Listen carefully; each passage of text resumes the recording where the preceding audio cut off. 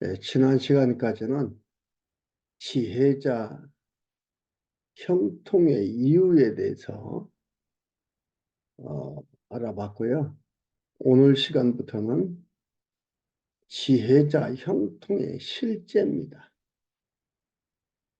음, 전도서 9장 11절에서 10장까지 나와 있는 말씀이에요. 그래서 지혜자 형통의 실제에 대한 하나님의 섭리 계시한 내용입니다.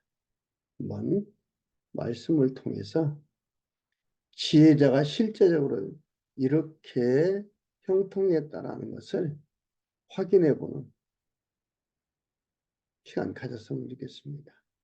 이는 참 지혜자로 오시는 예수 그리스도께서 형통하심을 보여주는 무형과 그림자인 것이지요.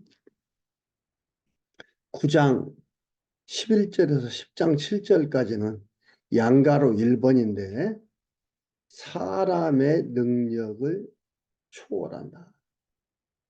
사람의 능력을 초월한다는 게 내용으로 되어 있는데 11절에서 12절 사람 능력이 효력 없는 이유 및 부지에 대한 찬양을 합니다. 11절에 내가 돌이켜 해 아래서 보니 빠른 경주자라고 먼저 도착하는 것이 아니며 유력자라고 전쟁에서 승리하는 것이 아니며 지혜자라고 식물을 얻는 것이 아니며 명철자라고 재물을 얻는 것이 아니며 기능자라고 은총을 입는 것이 아니니 이는 시기와 우연이라 이렇게 얘기했는데 이건 때와 기회로 번역함이 더 좋습니다. 때와 기회가 모든 자에게 임함이니라. 우연이라 얘기하면 하나님을 빼놓으면 우연이죠. 그 얘기를 하고 있는 거예요. 그래서 사람의 능력이 효력이 없다. 정해놓은 것이 없다 이 말이에요. 정해놓은 대로 되어지지가 않는다 이 말이에요. 사람의 능력이 있으면 여기서 얘기하는 대로 빠른 경주자가 유력자가 유리해야 되는데 그러지 못하고 지혜자라고 칭호를 얻는 것도 아니고 명철자라고 재물을 얻는 것도 아니더라 이 말이지. 이는 어떻게 보면은 솔로몬이 그의 삶 속에서 또한 아버지 다윗의 삶 속에서 보고 깨닫게 된 겁니다. 조급함은 욕심 때문에 되어지는 거라 조급하다고 해서 이루어지는 것이 아니다 이 말이죠.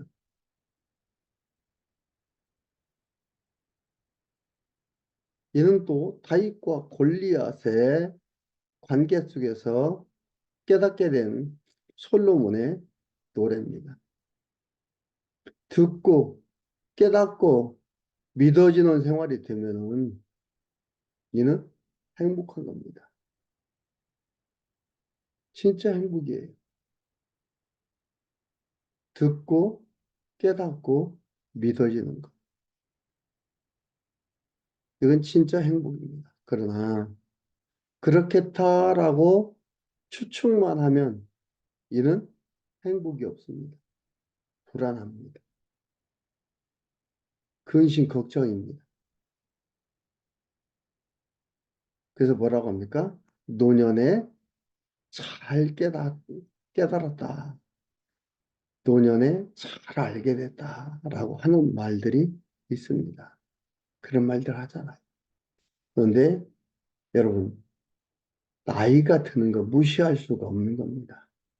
그 경험 속에서 깨닫게 되고 그 지금 많은 기간 동안 들어왔고 그걸 깨닫게 되고 그래서 그게 믿어지는 거예요. 나이가 들수록 그래서 행복해지는 거지. 근데 그러지 못하고 막연한 추측 속에서만 살아온 사람들은 시간이 많이 흘렀어도 뭐예요? 욕심만 가중이 되어서 불행한 거예요. 행복하지 못하는 거예요. 그래, 한숨만 드러날 뿐이지. 여러분, 이스라엘 백성들은 홍해 바다를 건너서 40년 동안 광야 생활을 했습니다. 그리고도 잘 깨닫지를 못해요.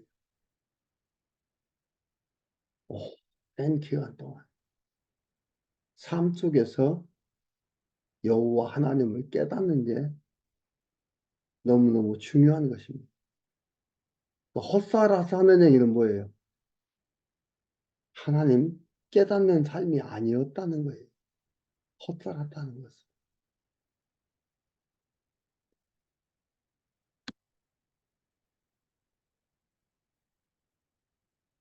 그리고 11절 후반절에 보면 이는 시기와 우연이 모든 자에게 임함이라 내 시대와 기회로 번역하는 것이 더 자연스럽다 볼 수가 있습니다. 12절 대저 사람은 자기의 시기를 때를 알지 못하나니 물고기가 재앙의 그물에 걸리고 새가 올무에 걸림같이 인생도 재앙의 날이 호련히 임하면 거기 걸리느니라. 사람의 능력은 흥망성쇠를 모르기 때문에 무능하다 이 말이에요. 물고기가 그물에 걸릴 줄 알았다면 물고기가 그물 쳐놓은 곳으로 가겠습니까? 새가 그물을 친 걸 보면 그로 안 갑니다. 새가 그물에 걸린다는 것을 알면은 안 걸려요. 그러나 모르면 걸리는 겁니다. 근데 우리 인생들 모른다 이 말이지. 때를 모른다 이 말이에요.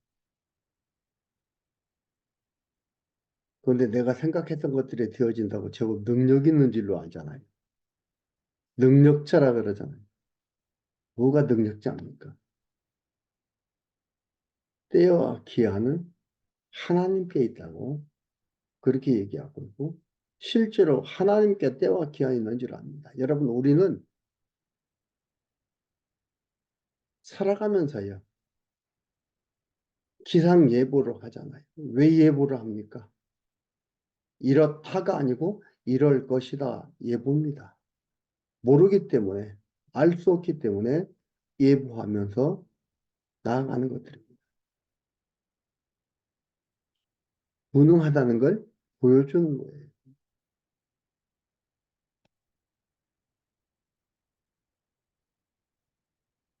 13절에서 10장 1절까지는 지혜가 우매자 호령과 병기보다 나은 것을 찾아냅니다.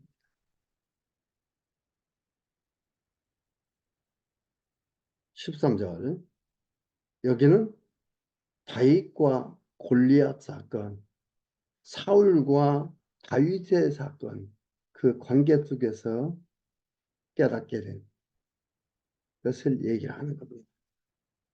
내가 또 해 아래서 지혜를 보고 크게 여기는 것이 이러하니 곧 어떤 작고 인구가 많지 않은 성읍에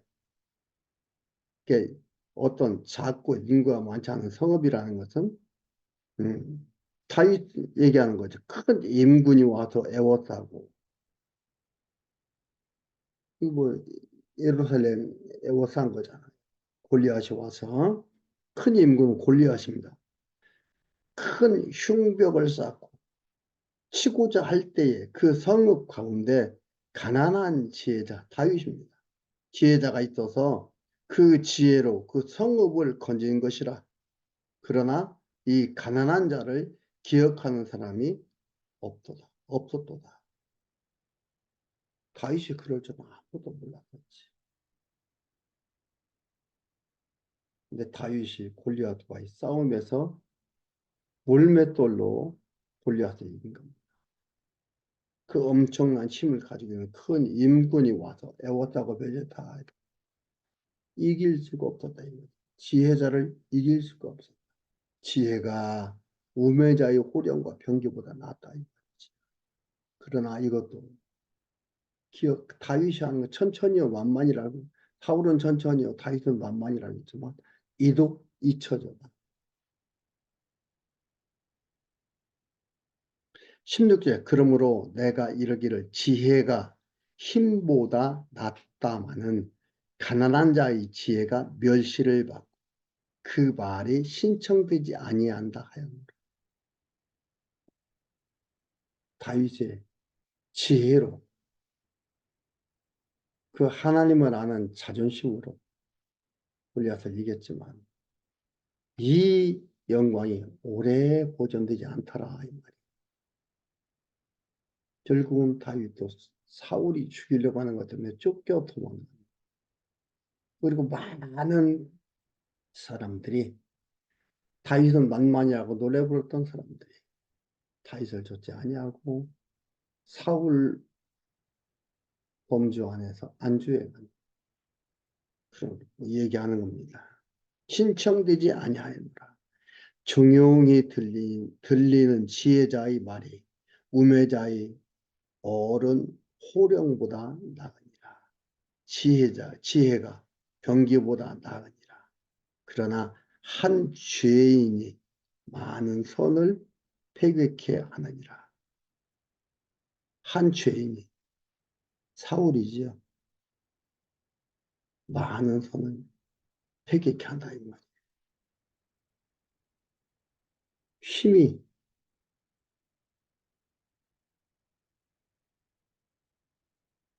모든 것을 다 장악하는 줄로 이기는 줄로 생각하게 되는 것들입니다. 그러나 지혜가 병기보다 낫다 이 말이죠. 지혜가 어른의 호령보다 낫다 이 말이죠. 제자의 말이 어른들의 호령보다 낫다 이 말이죠. 그리고 10장 1절 죽은 파리가 향기름으로 악취가 나게 하는 것 같이 작은 우매자가 지혜와 존귀로 패하게 하느니라. 그게 뭐예요? 사울이 다윗을 쫓아내고 자기가 추격하고 하는 그러한 모습들을 여기서 얘기를 하고 있습니다.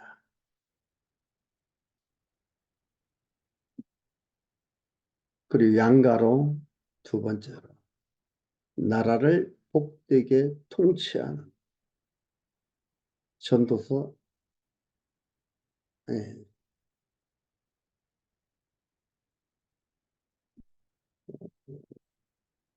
들어가기 전에 먼저 10장 2절에서 7절까지 지혜자와 우매자의 차이점과 주권자의 허물을 찬양합니다. 10장 2절 지혜자 형통의 실제를 말하기 전에 여기서 이제 2절에서 7절까지는 지혜자와 우매자의 차이점과 주권자의 허물을 찬양합니다. 10장 2절에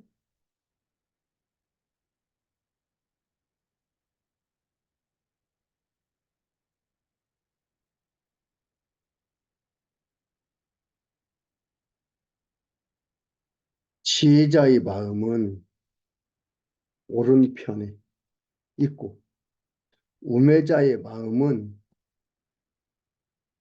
왼편에 있느니라. 그러니까 지혜자의 마음은 오른편은 강함이고 왼편이라는 약함입니다. 우매자는 길에 행할 때에도 지혜가 결핍하여 각 사람에게 자기의 우매한 것을 말하느니라. 주권자가 내게 분을 일으키거든 너는 내 자리를 떠나지 말라.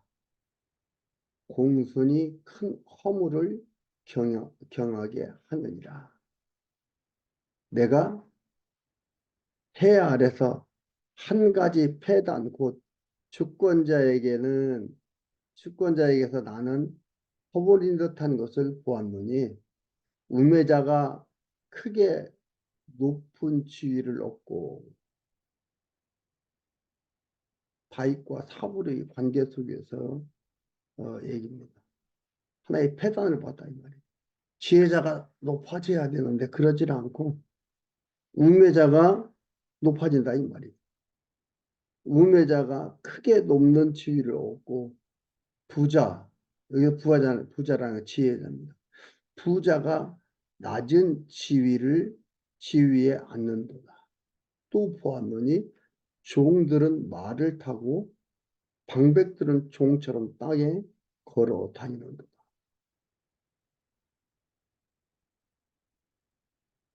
이렇게 공을 세우고 이랬으면 정말 지혜자인데 그가 높아지고 잘 되고 그를 따르는 사람들이 잘 돼야 되는데 반대다 이 말이지.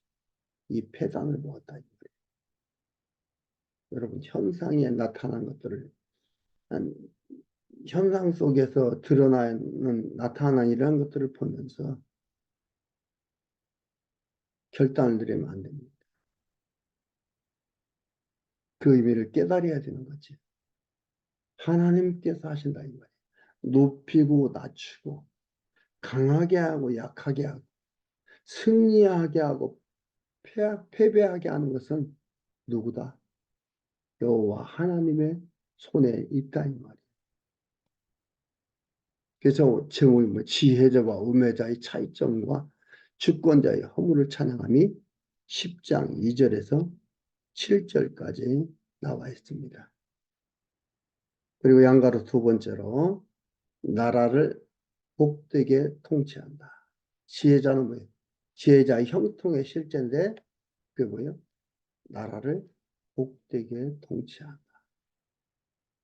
나라를 복되게 통치하는 건 나라가 부강하고 백성들이 잘 먹고 잘 산다 이 얘기가 그 복되게 통치하는 그 실제를 보겠습니다. 전도서 10장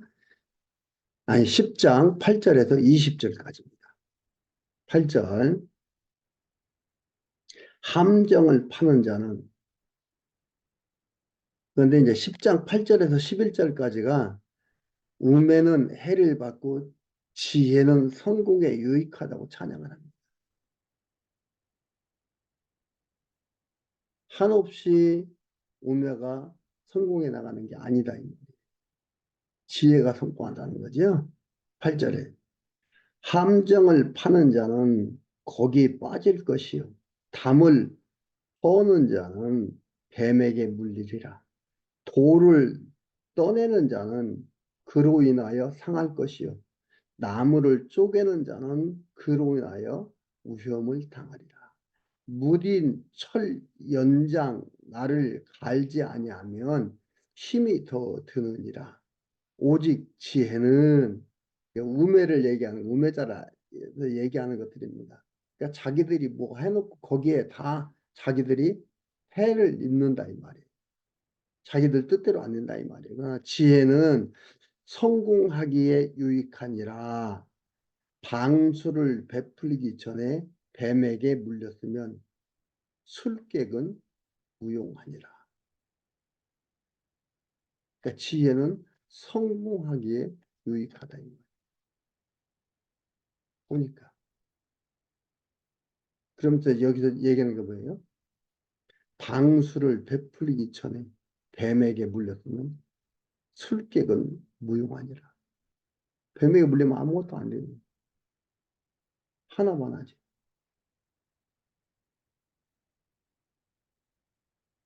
그 지혜는 이 모든 것들을 초월해 이겨나가게 합니다. 지혜는 여호와 하나님께서 역사의 주관자고 그 일을 해나가시기에 지혜, 지혜를 이길 수가 없다는 것을 얘기를 하고 있습니다. 그리고 12절에서 15절까지 지혜자와 우매자의 말과 수구의 결과에 대한 찬양을 합니다. 지혜자와 우매자의 말을 봅시다. 지혜자의 입의 말은 은혜로우나 우매자의 입술은 자기를 삼키나니 그 입의 말은 말의 시작은 우매요 끝은 광팬이라. 그러니까 비치광이 같다 이 말이에요. 우매자는 말을 많이 하거니와 사람이 장래 일을 알지 못하나니 신우사를 알게 할 자가 누구냐. 아무리 말을 많이 해도 장래 일을 말할 수 없다 이 말이에요. 알지 못하기 때문에.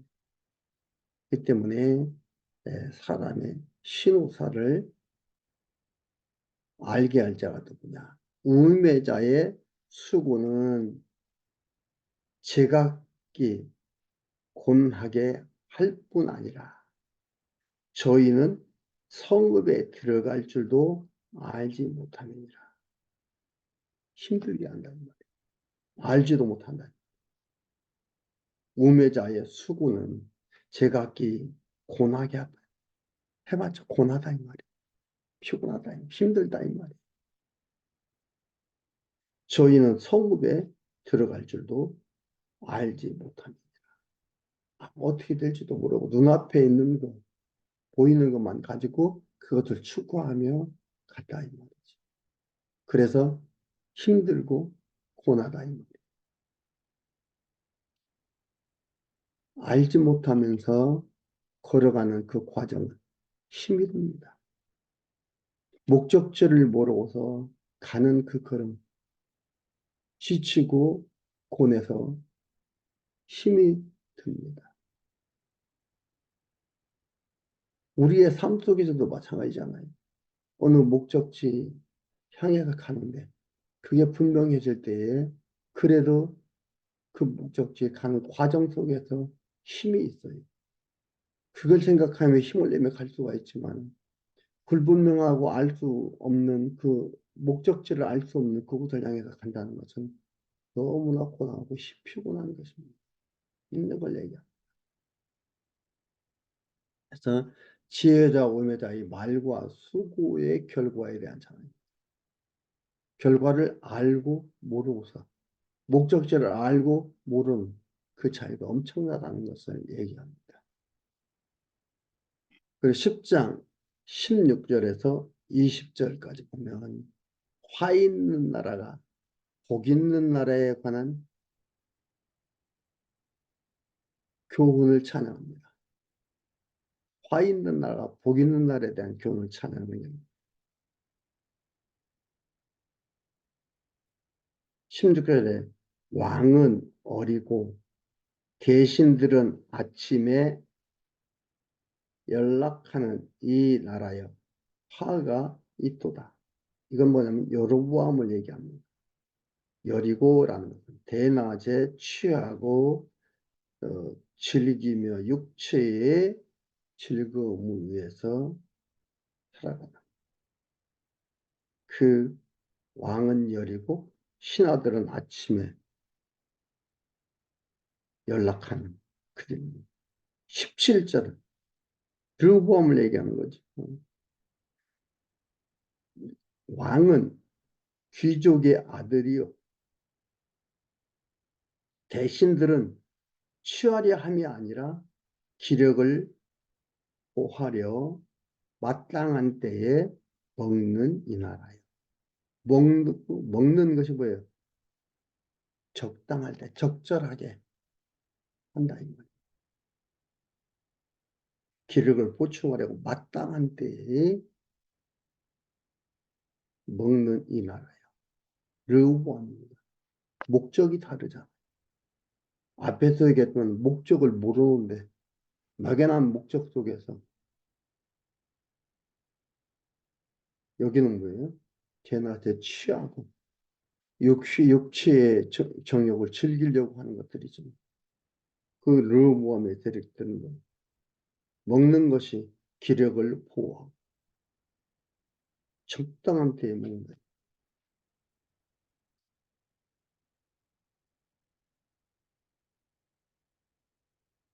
복이 또다. 게으른 석가래가 퇴락하고 손이 부러진즉 집이 새느니라. 잔치는 희락을 위하여 베푸는 것이요 포도주는 생명을 기쁘게 하는 것이나 돈은 범사에 응용이 되느니라. 심중에라도 왕을 저주하지 말며 친방에서라도 부자를 저주하지 말라. 자기 중심의 장이 중심의 사고는 용납이 안 된다 이 말이지요.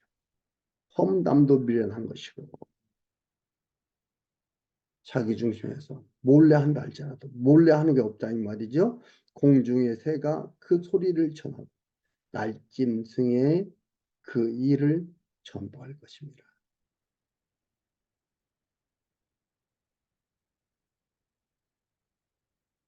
골방에서라도 험담하지 말라.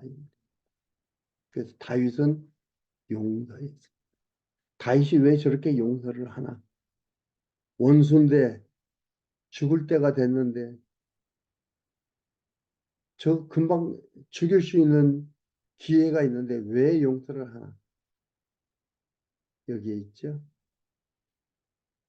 하나님께서 제거할 자 제거하고 취할 자 취하고 보호할 자 보호한다. 이 지혜자다 이 말입니다. 미련한 자는 자기가 없애려고 하죠. 지혜자는 하나님이 그 모든 것을 가지고 있기 때문에 하나님께서 하신다는 속에 삶 속에서 용서하며 살아갈 수가 있는 겁니다. 그래서 용서의 겁니다. 다윗과 사울, 다윗과 골리앗 그 과정의 삶의 여정을 보면서 자라난 솔로몬이 깨닫고 우리 여호와 하나님을 찬양하는 겁니다. 그리고 이게 참 지혜라는 것을 말하고 있는 겁니다. 이게 바로 뭐예요? 참 지혜자로 오셔서 이루어 가실, 이루신 예수 그리스도에 대한 보영과 크림자. 여러분, 그러니 참 지혜, 이 지혜의 진짜 참 지혜자이신 예수님이 오셔서 하신 그 일들, 그 여정, 마태, 마가, 누가, 요한, 사도행전 1장 18절까지 한번 보십시오. 빈틈이 없고 실수가 없고 완벽하다. 그런데 우리 인간 중심의 완벽이 아니에요. 여호와 하나님께서 구약을 통해서 언약하는 것은 그대로 이루어 가시는 그 일을 볼 수가 있습니다. 과연 참 지혜자이시다.